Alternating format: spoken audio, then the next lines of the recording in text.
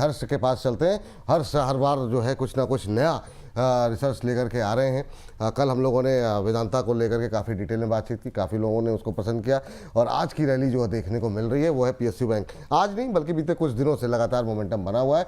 अब यहाँ पे क्या बातचीत करनी चाहिए, थोड़ी देर पहले हम लोग बातचीत भी कर रहे थे, बहुत सारे दर्शकों के भी सवाल आ रहे हैं। हाँ बताइए क्या कुछ है यहाँ पर बड़े ट्रिगर्स? जी, तो सबसे पहले देखिए पीएसयू बैंकों को लेकर अगर हम लोग देखें तो पिछले कुछ समय में हमने देखा ईयर टू डेट के हिसाब से काफ़ी दबाव देखने को मिला। अब नतीजे भी आए। अब हम लोग थोड़ा सा बारीकी से विश्लेषण करने की कोशिश करते हैं। देखिए सबसे पहले कि बैंकिंग सेक्टर को लेकर क्या नजरिया देखने को मिला। मैं आपको एक प्राइवेट जो सरकारी बैंक है उसके बीच का डिफरेंस बता देता हूँ जो क्वार्टर 4 में रहा है। प्राइवेट बैंक का जो प्रॉफिट आफ्टर टैक्स है वो 18% बढ़ता हुआ दिखा, उससे ज्यादा वाई बेसिस पर, जबकि पीएसयू बैंक का 7.4% बढ़ता हुआ दिखा है। यहाँ पर प्राइवेट बैंक में नेट इंटरेस्ट मार्जिन करीब 4% बढ़ा, जबकि पीएसयू बैंक में 2.8% ये बढ़ता रहा है। आगे अगर हम लोग बढ़े अगली प्लेट की तरफ तो आपको देखने को मिलेगा प्री ऑपरेटिंग जो प्रोविजन ऑपरेटिंग प्रॉफिट्स होते हैं उसमें 7.6% जो है वो प्राइवेट बैंक्स रहे हैं। यहाँ पे जो सरकारी बैंक है वो 3.2% रहा, यानी कि 7.6% यहाँ पर ये रहा प्राइवेट बैंक का, जबकि पीएसयू बैंक का 3.2% घटता हुआ यहाँ पर दिखा है। प्राइवेट बैंक में ग्रॉस स्लिपेज रेशियो की बात करें तो घट के 1.37% आई है। अगर हम लोग आगे बढ़े तो अपने दर्शकों को बताएंगे यहाँ पर तो ये जो स्थितियां हैं वो आपको देखने को मिली है यहाँ पर अगर हम लोग प्राइवेट और सरकारी में कंपैरिजन करें।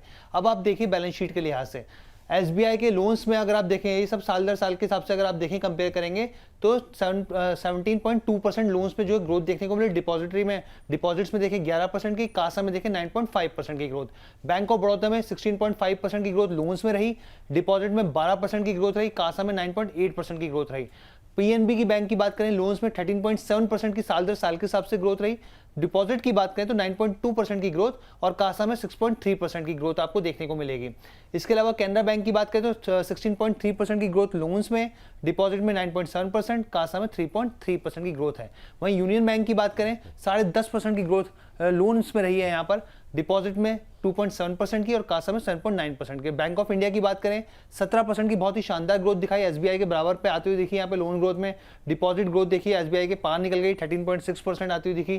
कासा देखें तो 8.9% रहा है, मतलब करीब करीब यहाँ पे बैंक ऑफ बड़ौदा और एसबीआई के बाद। आगे अगर हम लोग बढ़े यहाँ पर तो आप ये देखिए ये ओवरऑल जो है यहाँ पर इंडियन बैंक की बात करें वहाँ पे अगर हम लोग देखें तो 14.7%, deposit growth 12.3%, CASA 10.7%। Central bank की बात करें तो ये 19%, मतलब आप समझिए कि शानदार लोन ग्रोथ रही है सेंट्रल बैंक की। डिपॉजिट 13.4%, कासा 9.7% रहा है। आईओबी की बात करें तो 24%, 25% पे पहुंचता हुआ दिखा है। 18% की डिपॉजिट ग्रोथ, 10%, 11% की कासा रही है।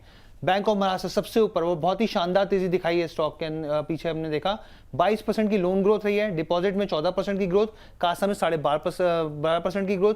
यूको बैंक करीब करीब 19% से ज्यादा, 11% से ज्यादा डिपॉजिट, कासा 12.5%। और पंजाब सिंध बैंक जो है आखिरी 19.1% की लोन ग्रोथ, डिपॉजिट ग्रोथ देखें 12.4% की और कासा 10% का। अब हम लोग ईयर टू डेट रिटर्न आपके सामने रख देते हैं, ये आखिरी प्लेट है, 2 प्लेट्स हैं तो वो आपके सामने रख देते हैं। ये देखिए अगर आप ईयर टू डेट रिटर्न देखेंगे तो आपको पता चलेगा एसबीआई में क्या स्थिति रही है। महज 3-3.5% की यहाँ पे जो है इसने तेजी दिखाई है। बैंक ऑफ बड़ौदा नेगेटिव रहा है, यहाँ पर करीब करीब यहाँ पे 6% 7% नीचे चला गया। यहाँ पे बैंक यहाँ पे पीएनबी की बात करें काफ़ी दबाव पिछले कुछ समय में देखने को मिल रहा है, जबकि नतीजे बेहतर रहे थे। यहाँ पे 12.5% नीचे आता हुआ दिखा है। इसके अलावा कैनरा बैंक देखें तो लगभग यही स्थिति 12.5% की नीचे दिखाएगी आपको। यूनियन बैंक देखें तो 12% की तेजी दिखाई है। बैंक ऑफ इंडिया फ्लैट रहा है। तो ये सारी पहली प्लेट है। चलिए ठीक है, पहले 3 करके डिवाइड कर लेते हैं कि पहले रचित सर आपके पास है या प्रदीप सर के पास? चलिए प्रदीप सर मेरे पास और मुझे अच्छा आपको जाना है, सॉरी हाँ मेरे दिमाग से निकल गई बात सर। ठीक है sir, SBI, bank of Baroda, PNB, इन तीनों में पहले आप बताइए कि आपको ज़्यादा बेहतर कौन लग रहा है, क्योंकि एसबीआई को छोड़ करके दोनों ने नेगेटिव रिटर्न ही दिए। सर बैंक ऑफ बड़ौदा का चार्ट बहुत ही अट्रैक्टिव लग रहा है। मुझे लगता है कि 242.40 के आसपास है स्टॉक। एक बार यहाँ से टारगेट आपको, पहला टारगेट 298, उसके बाद 310 310 तक मूव बहुत जल्दी आपको आते हुए दिखाई देंगे। स्टॉप लॉस में आज का जो डे लो है ऑलमोस्ट यहाँ पे मेंटेन करना पसंद, 274 का डे लो है, 271 के लेवल पे स्टॉप लॉस रहेगा बैंक ऑफ बड़ौदा में। एंड 310 का मुझे लगता है कि टारगेट नेक्स्ट आपको 15 to 20 ट्रेडिंग सेशन में यहाँ पे आना चाहिए। स्टेट बैंक ऑफ इंडिया अभी 1020-22 के आसपास का प्राइस चल रहा है।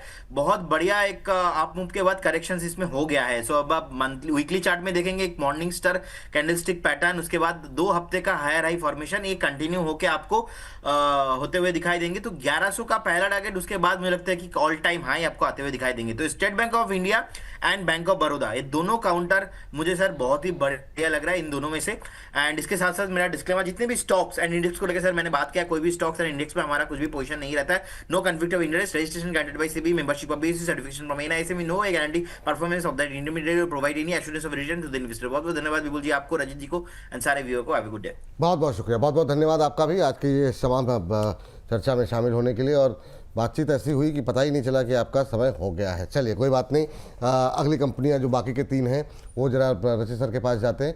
जरा स्क्रीन पर फुल दिखा दीजिए सर, आपके हिस्से जा रही है यूको बैंक। पहले जरा जो पहली प्लेट थी वही दिखा दीजिए जरा स्क्रीन पर। हाँ, ये कैनरा बैंक, यूनियन बैंक और बैंक ऑफ इंडिया, इन 3 में से सर आपकी राय क्या रहेगी? सब में अभी आपकी तरफ से जो यूनियन बैंक पे बातचीत हो रही थी, सबसे अच्छा प्रदर्शन इसी का रहा है। अभी क्या लगता है आपको, इन तीनों में नई खरीदारी के लिए ज़्यादा बेहतर कौन है, कैनरा, यूनियन बैंक या बैंक ऑफ इंडिया? सर ये तो थोड़ी सी मतलब वो वाली बात। 1 2 3 कर दीजिए सर, ऐसा क्या है? प्रदीप भाई तो आइसक्रीम भी 3-3 खा सकते हैं और मैं बैंक भी ज्यादा नहीं चुन सकता। नहीं, आप तीनों 1 2 3 कर दीजिए, मैं ये कह रहा हूँ आप तीनों चुन लीजिए, सर, आप 6 चुन लीजिए। हाँ सर, 1 तो देखिए मेरा ऑल टाइम फेवरेट रहेगा और अंडर परफॉर्म भी किया है इसने, इसलिए स्कोप भी ज्यादा दिखता है पीएनबी। उसके साथ साथ मैं सर जाना चाहूंगा स्टेट बैंक ऑफ इंडिया, फिर 3rd रैंक पे आएगा कैनरा बैंक, 4th रैंक पे आएगा union bank and last but not the least bank of India. Bank of India overall, इसका मतलब हम आपकी राय जाने अगर 30 सेकंड में, तो ये है कि पीएसयू बैंकों पे आप अभी बुलिश हैं, है ना सर? सर सुपर बुलिश हूँ। हाँ वही। और सर वो उसके पीछे सुबह भी मैंने बात करी थी, एफसीएनआर जो है ना, वो के लिए बहुत बड़ा लोन के लिए जो डिपॉजिट की रिक्वायरमेंट होगी और फॉरेक्स का बेनिफिट देगा, वो गेम चेंजर बनेगा सर। 30 सितंबर तक बहुत स्कोप है। चलिए ठीक। हर्ष, अगली प्लेट। जी आगे बढ़ते हैं। यहाँ पे पहली प्लेट के हम लोगों ने दर्शकों को दिखा दी ईयर टू डेट रिटर्न्स की। अब हम लोग आगे बढ़ते हैं। यहाँ पे इंडियन बैंक की बात करें, यहाँ पर देखिए 4.5% की तेजी इंडियन बैंक ने दिखाई है। यहाँ पर सेंट्रल बैंक 10% नीचे, बल्कि 10.5% नीचे चला गया। यहाँ पे निवेशकों को नुकसान कराता हुआ दिखा। आईओबी की बात करें तो करीब 2.78% की गिरावट यहाँ पर रही है। बैंक ऑफ महाराष्ट्र हम लोग बात ही कर रहे थे, शानदार लोन ग्रोथ रही है यहाँ पे और तमाम पैरामीटर्स में जो 40% देखिए मुनाफा कमा कर दिया ईयर टू डेट के हिसाब से। यूको बैंक -6.3% नीचे चाहता हुआ दिखाया और पंजाब एंड सिंध बैंक 10% से ज़्यादा की गिरावट इसमें भी रही है। मिड कैप स्मॉल कैप ज़्यादा है सर इसमें। और बैंक ऑफ महाराष्ट्र हमारे छोटे शेयरों में लगातार बातचीत रही है। सेंट्रल बैंक पे अभी हम बात कर रहे थे। यहाँ पर किस तरीके से वरीयता तय करेंगे सर आप, और क्या कोई ऐसा है जिसमें अभी भी आपको दम दिखाई दे रहा है? क्योंकि बैंक ऑफ महाराष्ट्र को लेकर छोड़ दें अगर, तो ज़्यादातर शेयरों ने परफॉर्म नहीं किया उस तरीके से। सर देखिए इसमें मैं बहुत ज्यादा कंफर्टेबल नहीं हो रहा हूँ। छोटे शेयर ऊंची छलांग में जब हमने डिस्कस किया था, सेंट्रल बैंक से मैंने दूरी बनाने के लिए बोली थी। इंडियन ओवरसीज बैंक मुझे बहुत ज्यादा अच्छा नहीं लग रहा है। यूको बैंक के लिए भी अभी हमने डिस्कस किया था कि 200 मूविंग एवरेजेस को नहीं तोड़ रहा है।